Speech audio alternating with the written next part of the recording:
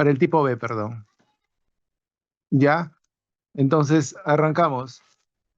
¿Cuál es la localización más común del carcinoma epidermoide de esófago y el factor de riesgo asociado? ¿No? Había que relacionar. Recuerden que adenocarcinoma, tercio inferior, epidermoide, tercio superior.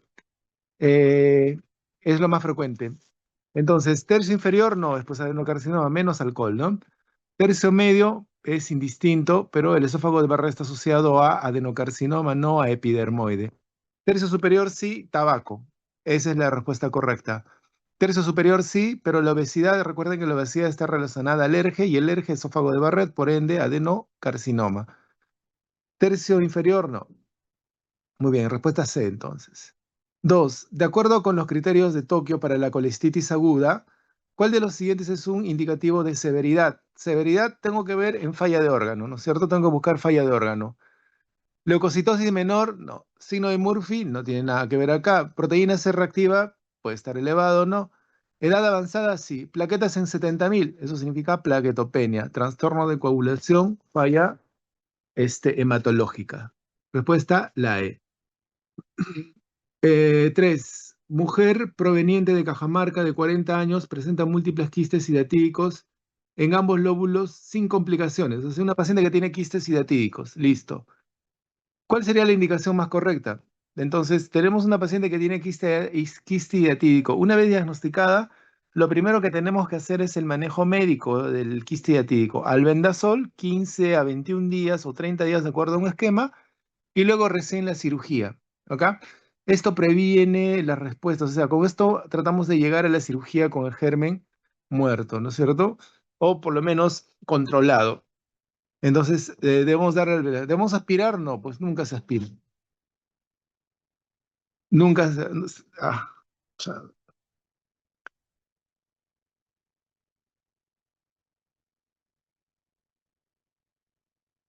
oh, a ver, ¿me escuchan? ¿Sí? ¿Me confirman? ¿Me escuchan? Sí, ¿No? Ahora está. sí. Y ya listo. Entonces, punción, no, no se debe punzar. Laparotomía más resección de todos los quistes, ¿no? Eh, el término no es resección, se hace marsupialización, quistectomía, ¿no? Albendazol sí, resección hepática extensa, no sabemos el tamaño, trasplante hepático menos, ¿no? Entonces, la respuesta es la C. 4. Paciente de 40 años ingresa a sala de operaciones con el diagnóstico de apendicitis aguda. En el acto quirúrgico se encuentra una perforación de 1 centímetro en la base del apéndice cecal, plastronada, apéndice cecal congestiva. El diagnóstico más probable será... perdón, otra vez, ¿ya? Paciente de 40 años ingresa a sala de operaciones con el diagnóstico de apendicitis aguda. Dice, en el acto quirúrgico se encuentra una perforación de 1 centímetro en la base del apéndice cecal, plastronada.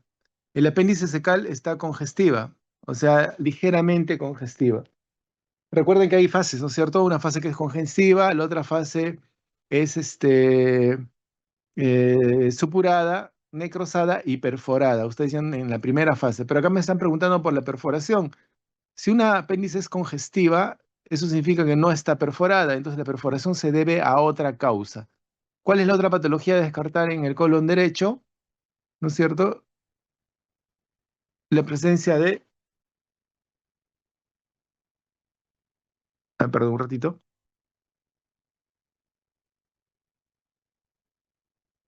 Bueno, acá debería decir divertículo congénito del colon, no quiste.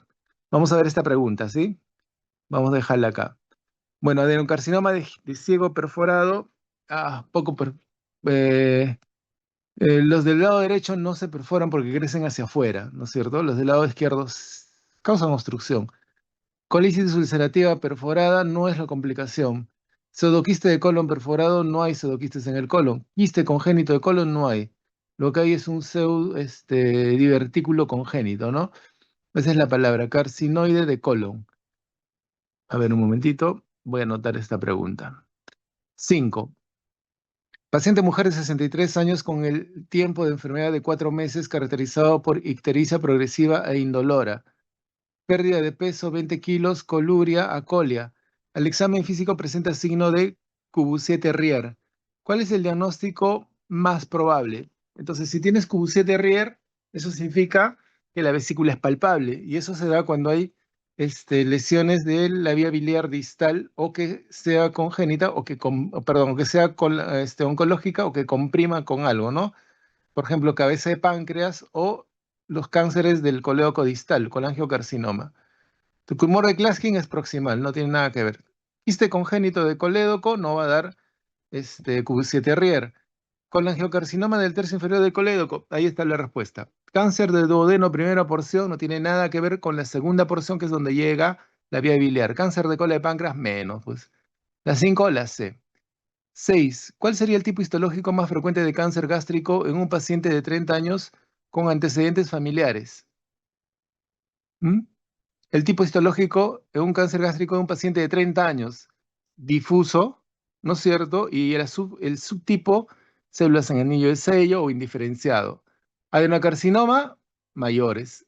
Linfoma de células B, no tiene nada que ver acá. Los tumores GIST no están relacionados a cáncer gástrico. Es un tipo de tumor, pero no está dentro del grupo de los cánceres gástricos. Carcinoma de células escamosas, es lo mismo que decir perdón, no hay tejido escamoso en el estómago, ya que esto viene del epitelio plano, el estómago es epitelio cilíndrico. Células en anillo de sello es el difuso. Esa es la respuesta correcta, ¿no? Muy bien, en el manejo quirúrgico de la úlcera péptica dice la complicación que está asociada a la presencia del signo de Joubert. ¿Cuál es el signo de Joubert? Es el neumoperitoneo, pues aire subdiafragmático derecho. Ese signo de Joubert, eso está relacionado a la perforación libre, ¿no? Muy bien, chicos. 8. Paciente de 65 años con disfagia progresiva, la endoscopía revela una masa ulcerada, ¿no?, que cabalga sobre la unión gastroesofágica, ¿ya? La endoscopía mide el epicentro del tumor a 0,5 proximal a la línea anatómica de la unión gastroesofágica, con una extensión caudal de 1,5. Según la clasificación de Siewert, corresponde a tipo 2, ¿no es cierto? Más de 2 centímetros, Siewert 3. Entonces acá la correcta es la Siewert 2. 9. La fisiopatología de la pancreatitis aguda de origen biliar, el evento clave que desencadena la autodigestión glandular es las enzimas mismas, las enzimas pancreáticas mismas se comen a la glándula, ¿no es cierto? Eso es lo que pasa. Activación intrapancreática prematura del tripsinógeno en tripsina. Obstrucción del conducto colédoco por el cálculo biliar impactado. Recuerden, el colédoco puede estar obstruido, pero no genera pancreatitis. Eh, la obstrucción del colédoco asociada a malformaciones o a cómo termina el Wirsum, porque el Wirsum puede terminar con su orificio natural en la ampolla o puede terminar en el colédoco, ¿no? Dependiendo de la anatomía y cómo termina, va a producir, la obstrucción va a generar pancreatitis o no.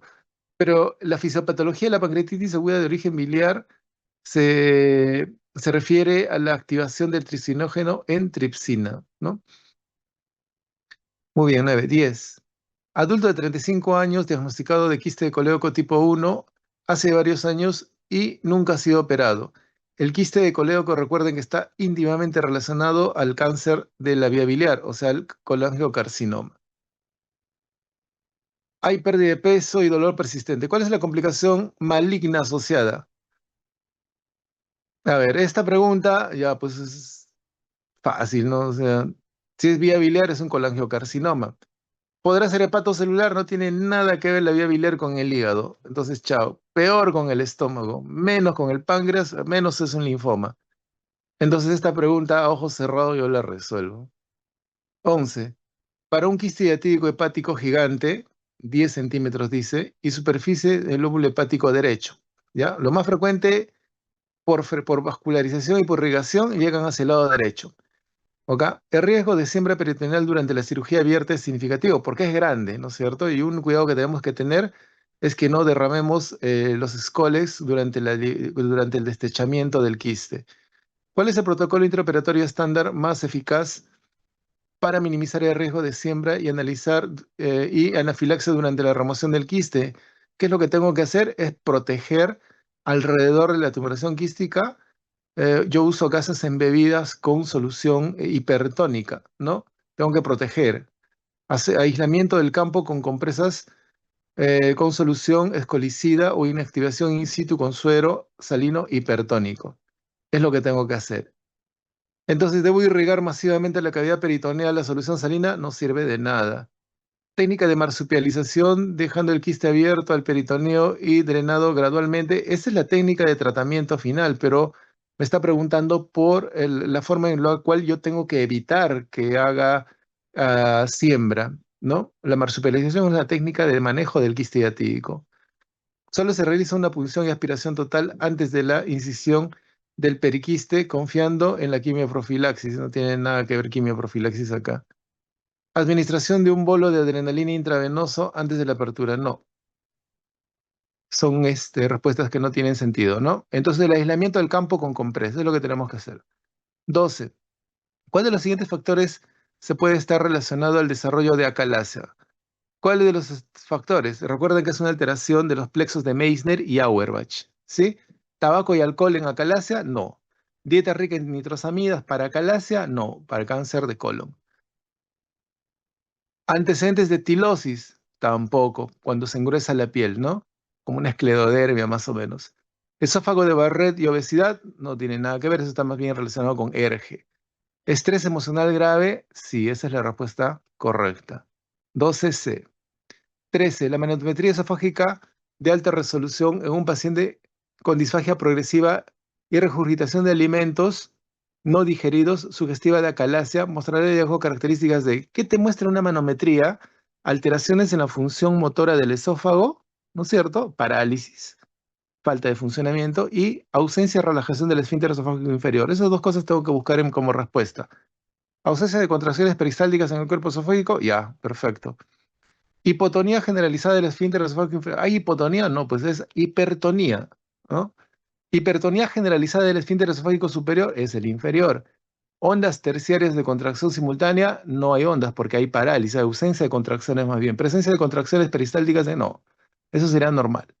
Entonces, miren, esta pregunta también, ah, por las alternativas y por descarte, porque son inverosímiles las respuestas negativas, pues sale la A, ¿no?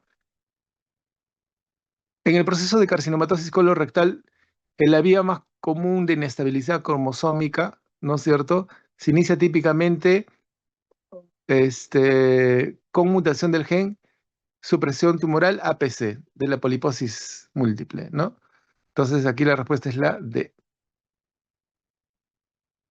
15. Los abscesos hepáticos piógenos, en contraste con los amebianos, típicamente se caracterizan por los amebianos. Recuerden que se tratan con metronidazol nada más, así sean grandes, no se drenan. Los únicos que se drenan de acuerdo al tamaño, la localización, son los piógenos. Y los que generan sintomatología séptica son los piógenos. C, predominantemente solitarios y grandes, ¿no? Generalmente los amebianos son los grandes y únicos. Los piógenos son múltiples, asociados a patología biliar obstructiva, sí, la colangitis aguda, ¿no es cierto? Por vía ascendente. Responden exclusivamente a tratamiento con metronidazol, esos son los amebianos. Presentan un antecedente de viaje a zona endémica, amebiano. Más frecuente en el segmento 2-3, son más frecuentes en el resto, ¿no? En el 8, en el 7, 5, 6, porque la mayor circulación llega en esa zona. El 2 y el 3, del lado izquierdo, recuerden. Muy bien, la respuesta es la B. 16. ¿Cuál es la fístula que se asocia a la presencia del síndrome de Mirizzi? El Mirizzi es la compresión extrínseca de la vesícula a la vía biliar. Entonces, de la vesícula a la vía biliar puede formarse una comunicación que completa al síndrome de Mirizzi. Es una fístula colecisto-coledociana, de la vesícula hacia el colédoco. Doctor, Sí. una consulta. Lo que pasa es que en la teoría mencionaron que respecto al síndrome de Mirici se relacionaba también a la fístula colecistoentérica y la más frecuente era la duodenal. Por eso, ¿por qué no Mm, podría ser la No, colecisto? no, hay un tipo el Mirici 5, puede haber una fístula colecisto duodenal, pero hasta el 4, lo que caracteriza el Mirici es la comunicación de la vesícula con el colédoco. Esa es y de acuerdo a las clasificaciones, ¿no? Hay varias clasificaciones, pero no vamos a hablar de eso. Pero lo que caracteriza al Mirici es la fístula colecisto coledociana. Esa es la característica. Ay, Muy bien. La 17 dice, varón de 46 años con síndrome Lynch. Recuerden, Lynch, cáncer de colon no asociado a pólipos. Hereditario, congénito, alteraciones microsatelitales, asociado a pacientes con cáncer de estómago, cáncer de ovario, menores de 50 años, todo, ¿no? Y que presenta un adenocarcinoma de colon ascendente, dice. ¿Cuál sería el tratamiento más indicado? Entonces, si es un paciente con factor de riesgo hereditario, lo que tenemos que hacer es, en la medida de lo posible, evitar el riesgo. Entonces, tenemos que sacar el colon, ¿no? Lo mismo sucede en el estómago, recuerden, cuando era difuso y epidermoide y células sanguíneas y eso, y había factores hereditarios, ¿no? La idea era sacar también todo el estómago. Colistectomía, gastrectomía total y acá la colectomía es total, por ese factor de riesgo genético que tiene el paciente. Tratamiento endoscópico en la vida, pues un Lynch con un factor de riesgo no va a ser manejado endoscópicamente. En mi colectomía derecha, ¿no? No es suficiente. ¿Ya? Por ahí me iría en mi colectomía derecha ampliada, pues bueno, tal vez podría aceptarlo. Colectomía parcial, no. Colectomía total con ileostomía definitiva, no. En cirugías selectivas, siempre la anastomosis, recuerde. Entonces sería ilio descendente, ilio sigmoidea o ilio rectal. 18. Mujer de 58 años, obesa, que acude a urgencias con dolor súbito en el cuadrante superior derecho, vómitos biliosos y shock, ¿no? Su presión arterial es de 70-40, está chocada. Presenta confusión mental, laboratorio de bilirrubinas en 8 elevada, leucocitosis. La ecografía muestra dilatación de la vía biliar y cálculos en el colédoco. ¿Ok? Se aplica la penta de Reynolds. Entonces, esto es una colangitis severa. ¿Cuál es la acción terapéutica de máxima prioridad? O sea, ¿qué es lo que tengo que manejar antes que mi paciente se muera? Entonces hago el ABC, pues. El A probablemente no me dicen nada, el B tampoco, pero en C me dicen que está chocado. Entonces lo primero que tengo que hacer es mejorar el shock, ¿ya? La cobertura antibiótica y luego el drenaje de la vía biliar. Esa es la secuencia, ¿sí? Reanimación hemodinámica e inicio de antibióticos y drenaje de la vía biliar. Así chocado lo puedo mandar a una CEPRE, ¿no? Y le tengo que colocar y le hago una papilotomía, no, ¿no es cierto? Colistectomía laparoscópica, no, porque el problema no es la vesícula, sino es el colédoco. Colocación de un stent biliar endoscópico podría ser una alternativa, pero está chocado y a mí me pide la máxima prioridad para la estabilización del paciente. Me está pidiendo estabilización del paciente, no tratamiento de la colangitis. ¿Sí? Drenaje biliar transparente hepático, no. Entonces acá la respuesta es la B. 19. Varón de 45 años, antecedentes de alcoholismo crónico, acude con dolor abdominal severo que irradia hacia la espalda, ¿no? La lipasa es 5 veces más de lo normal. Eso significa que tiene una pancreatitis, ¿sí? Presenta signos de SIRS y puntaje Ramson 5, pancreatitis severa. La tomografía abdominal muestra pancreatitis edematosa con colecciones peripancreáticas. ¿Cuál es el manejo inicial más crucial después de confirmar el diagnóstico? Entonces, cuando yo confirmo un paciente con pancreatitis, lo primero que tengo que hacer es NPO, ¿no es cierto? Nototomía RP, NPO. Y el NPO debe ser seguido, que es reposo gástrico a la ingestión, ¿no? Lo siguiente es el manejo hídrico y lo siguiente es la nutrición. En este caso, enteral, ¿no es cierto? Sonda nasoyeyunal y nutrición enteral. Entonces veamos, inicio de antibióticos de amplio espectro, esa es el tercer pilar. Algunos dicen que es el cuarto pilar, ¿ok? Y no profiláctica, sino como tratamiento, no es antibiótico profiláctico. Reanimación vigorosa con cristaloides y analgesia adecuada. Bueno, te dice que es SIRS, ¿no? No te dice que está chocado ni nada, simplemente dice una pancreatitis severa. Entonces, como que reanimación no va acá. Drenaje percutáneo de las colecciones. Ah, Nos habla de colecciones, pero no nos dice en qué momento está. Probablemente esté dentro de las primeras semanas o primer día de dolor. No podemos drenar una colección temprana, ¿no? Colocación de sondas, sí es lo que tengo que hacer, ¿no? Colocación de catéter venoso central para nutrición parenteral. No, recuerden que en pancreatitis aguda, severa, idealmente enteral. 100%, salvo no podamos usar la vía enteral, entonces recurrimos a la parenteral, pero el saque enteral, ¿sí? Muy bien, 21. No, 20. Paciente de 68 años con antecedentes de enfermedad diverticular no complicada que desarrolla dolor intenso y constante en la fosa ilíaca izquierda. Se asocia a fiebre de 38 grados, entonces esto es una diverticulitis, ¿no es cierto? La tomografía revela engrosamiento de la pared del colon sigmoide y un absceso pericólico de 4 centímetros. Entonces, un Hinchey 1. ¿Cuál es el manejo inicial recomendado para esta complicación?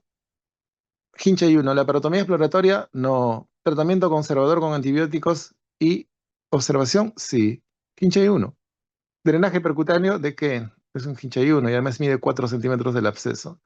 Colocación de stent colónico, no tiene nada que ver acá. Hemicolectomía, menos. Respuesta B.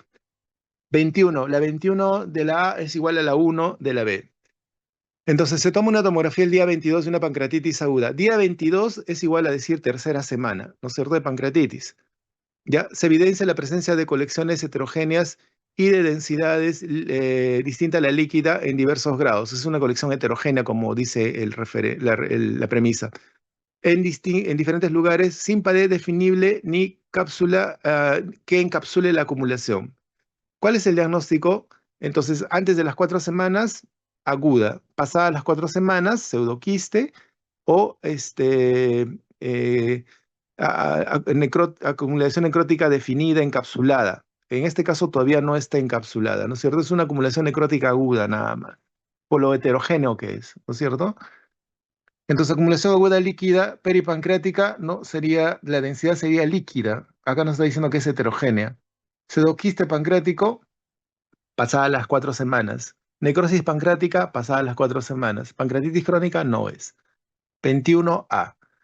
22. Varón de 78 años acude con hematoquesia y cambios en el hábito intestinal, estreñimiento progresivo de 4 meses. La colonoscopia identifica una lesión estenosante en el ángulo esplénico, la biopsia confirma adenocarcinoma. Se realiza la tomografía y se descarta metástasis, ¿no es cierto? El paciente se encuentra estable. ¿Cuál es el tratamiento quirúrgico primario más adecuado?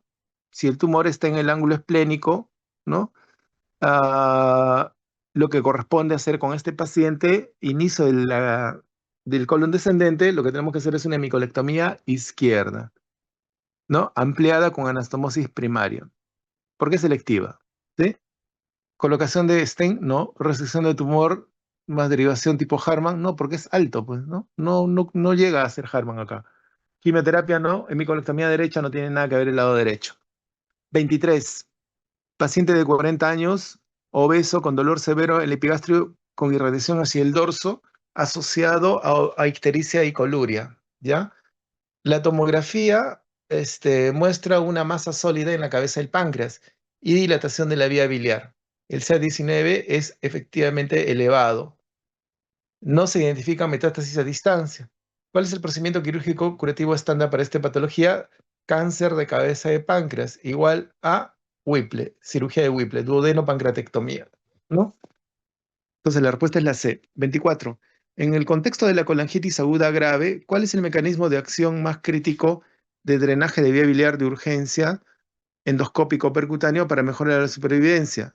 ¿No es cierto? Recuerden que la pancreatitis, perdón, en la colangitis aguda, lo más importante es, como hay una estasis, esto aumenta la presión del conducto biliar y cuando nosotros entramos a hacer el drenaje, descomprimimos esta vía.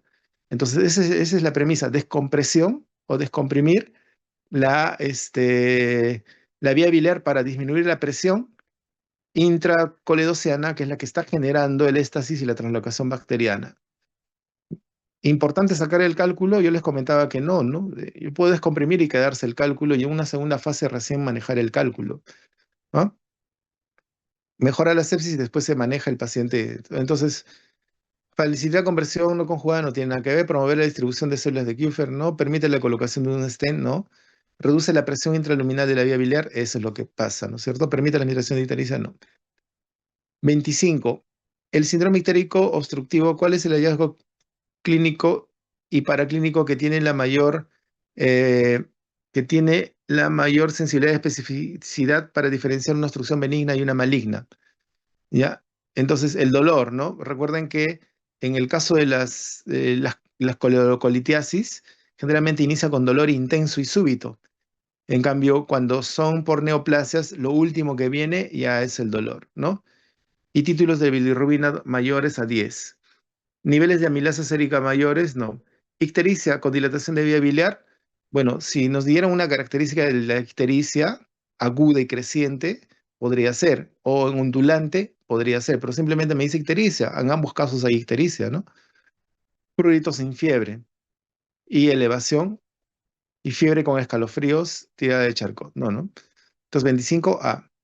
26. Hombre de 50 años con diverticulosis colónica que presenta dolor en fósil X izquierda, fiebre, fecaluria y neumaturia. Entonces, una diverticulitis aguda que se está complicando con heces en la orina, fístula. Neumaturia, aire, también fístula. La mayor es la fístula colecisto vesical, ¿no? Perdón, colovesical. Disuria, una semana de evolución. ¿Cuál es el manejo quirúrgico definitivo? En la medida de lo posible, tratar de resolver bien el caso. Hacemos la resección del segmento afectado y la reparación de la vejiga, ¿no es cierto? Coloscopía definitiva, definitiva, no, ¿no es cierto? Podría ser una colostomía transitoria en todo caso. Tratamiento antibiótico a largo plazo, no. Hay que desfuncionalizar esa zona o manejarla directamente, ¿no? Resección tipo Harman, ¿no? Con reparación vesical. En ocasiones en emergencias sí se puede hacer eso, ¿sí? Colonoscopía y cierre de la fístula contraindicado a la cistoscopía y cierre de la fístula vesical. No, la cistoscopía sí se hace, pero por cistoscopía no se cierra el col. Lo que puede hacer es desfuncionalizar, ¿no? De cistoscopía, identificación de la comunicación y le dejan una sonda Foley para que la vejiga no se hinche y no perpetúe la fístula. Entonces la vejiga permanece evacuada y desfuncionalizada, ¿no? Parte del tratamiento. Entonces, 26C. 27. La calasia de larga data, especialmente en casos de megaesófago, se asocia a un riesgo de desarrollar una neoplasia maligna específica. ¿Cuál es el tipo de cáncer esofágico asociado a la calasia? Epidermoide o de células escamosas de esófago, que es lo mismo, ¿no es cierto? 27D. 28. Paciente de la unidad de cuidados intensivos séptico por neumonía en ayuno y ventilación mecánica prolongada. Desarrolla distensión abdominal y dolor en cuadrante superior derecho. La ecografía muestra una vesícula distendida con líquido perivesicular sin cálculos, alitiásica. ¿Qué es lo que tenemos que hacer? Operarlo, pues. Y como está en la UCI y tiene neumonía, lo menos que podemos hacer es una colecistostomía de urgencia.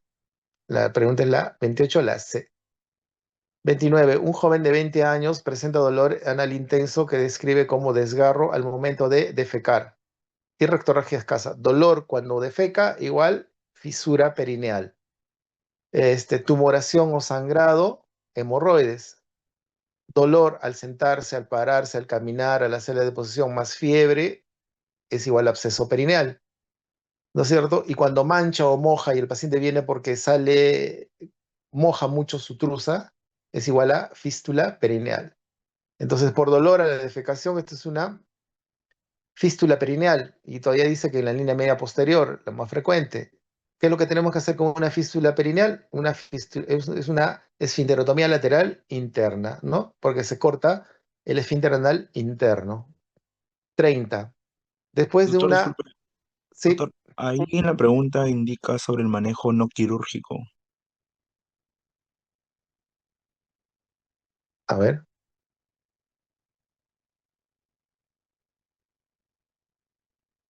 Ya, tratamiento con vasodilatadores tópicos, resección quirúrgica, vallos de asiento. Ya, déjame observar esta pregunta, ¿ya? Sí, doctor, y en ese caso, o sea, si la pregunta va cuál es el No manejo hay, no pues, quirúrgico, manejo no quirúrgico no hay. claro, o Eh, sea, la- ahí la pregunta, si fuera no quirúrgico, podría ser pues con baños de asiento, manejo de la dieta, fibras, tratamiento con vasodilatadores para no... No, no. El manejo quirúrgico, no hay manejo no quirúrgico para la para la fisura, ¿no? Eh, ya, déjeme anotar esta pregunta, ¿la? Listo. Sí, acá debería ser, ¿cuál es el manejo quirúrgico?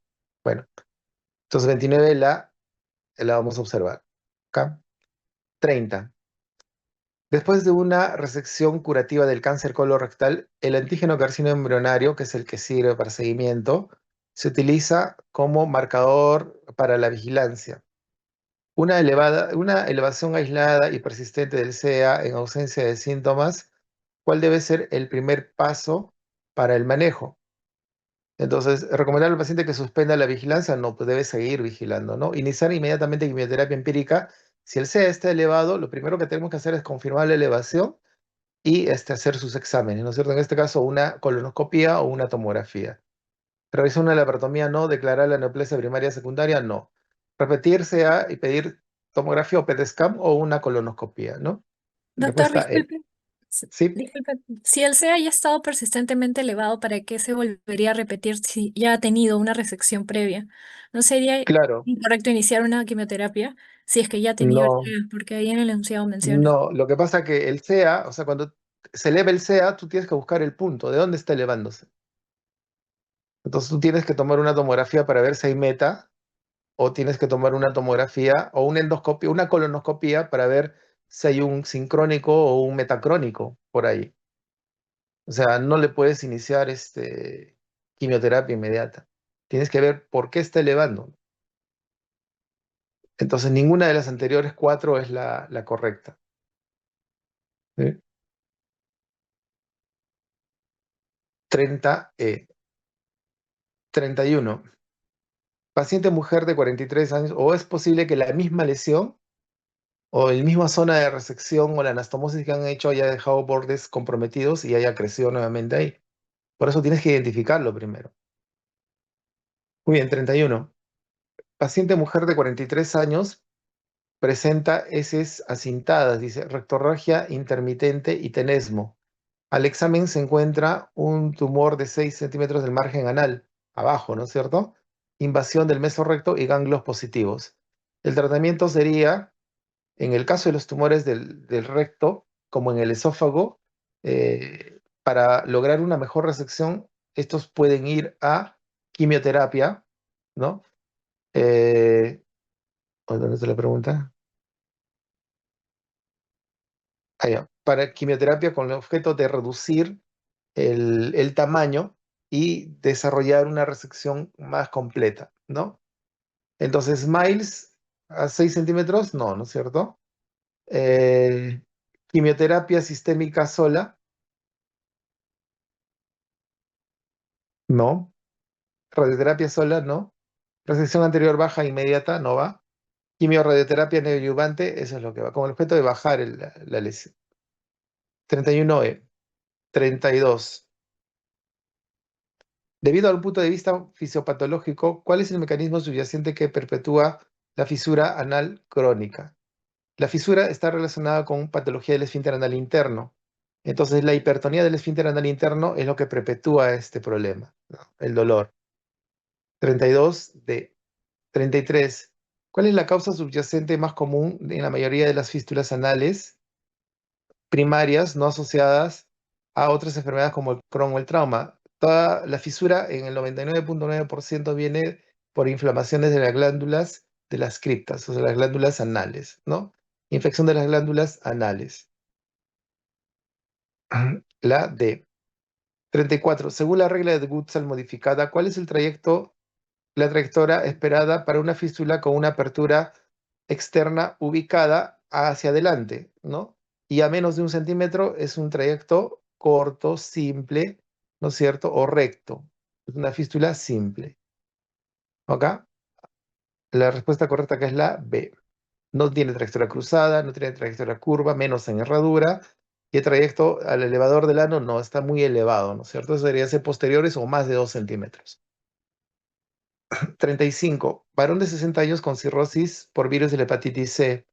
En la tomografía, el control significa una lesión hepática única de 3 centímetros con realce arterial y lavado tardío, compatible con carcinoma hepatocelular. Presenta hipertensión portal con ascitis significativa. ¿Cuál de los siguientes tratamientos ablativos, ya nos está hablando de ablativos, es la opción en primera línea? Ojo, nos está hablando de ablativos. si habla de ablación, la única forma de hacer la ablación es con radiofrecuencia o microondas. Respuesta correcta. Hepatectomía con cirrosis y ascitis, ¿no? Quimioembolización, ¿no? Trasplante, ¿no? Radioterapia, menos. 35B. 36. Paciente de 65 años, previamente sano, que consulta por dolor perineal, constante, pulsátil e intenso. Pulsátil e intenso, dolor perineal constante, significa que hay algo que no le deja sentarse, caminar ni avanzar, sin relación con la defecación. Entonces descarto fisura perineal. 24 más sistémicos. La exploración. ah, ¿Dónde está? La exploración física, hay anestesia por el colon. Se palpa una masa fluctuante y muy dolorosa la palpación isquiorrectal. ¿Cuál es la intervención quirúrgica inmediata? Es un absceso perineal, ¿no es cierto? Lo ideal es drenarlo en forma quirúrgica, ya que si es que se drena espontáneamente puede desarrollar una fístula perineal. 37. Paciente de 55 años, operado de hemorroides hace un mes, comienza a presentar estreñimiento, dolor y dificultad progresiva para defecar. ¿Cuál es la complicación? La hemorroides complicada puede generar cierre del ano, o sea, una estenosis anal. 38. En relación con la infección por Helicobacter pylori, ¿cuál es el mecanismo más aceptado por el cual aumenta el riesgo de cáncer gástrico? ¿No? Entonces, el Helicobacter pylori genera producción directa de nitrosamidas, no. Inducción de gastritis atrófica y metaplasia intestinal, sí. Inhibición de la secreción ácida, no tiene nada que ver. Producción de gastritis aguda, gastritis atrófica. Producción de gastritis crónica, nitrosamidas, no. Gastritis atrófica, ¿sí? 38B. 39. Mujer de 60 años con prolapso rectal completo, dice. Con incontinencia fecal, riesgo quirúrgico 2 por problema cardíaco. El tratamiento más adecuado para este es una reducción local, se llama cirugía de Alte-Meyer. 40.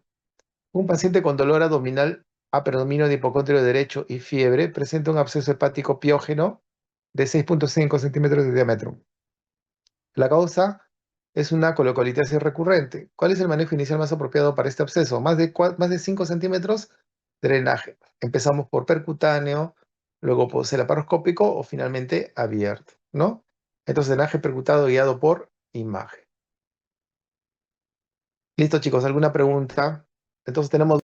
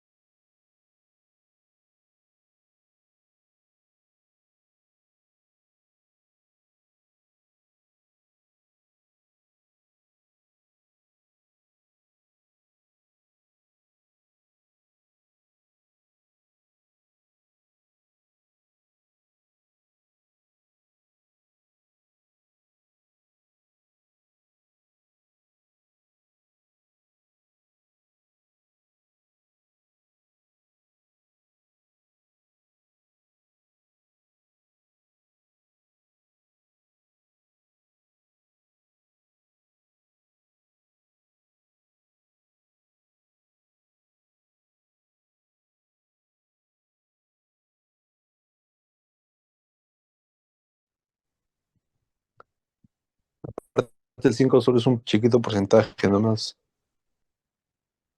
¿Alguna pregunta, chicos? Listo, a través de la delegada, entonces, por favor.